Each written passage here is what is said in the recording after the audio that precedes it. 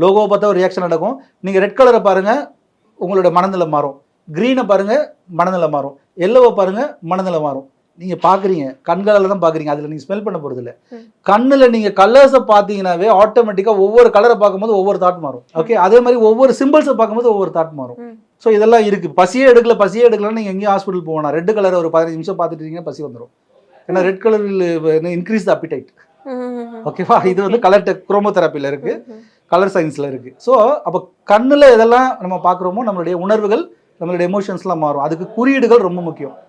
அந்த குறியீடை எந்த கலரில் பண்ணியிருக்கோன்றது அது இன்னும் முக்கியம். இப்போ ஸ்வஸ்திக்கே மஞ்சள் கலரில் இருக்குது, பச்சை கலரில் வரையலாம், ரெட் கலரில் வரையலாம். நிறைய ரெட்டு தான் வரைஞ்சிருப்பாங்க. சில இடத்துல கோல்டனில் இருக்கும், சில இடத்துல க்ரீனில் இருக்கும்.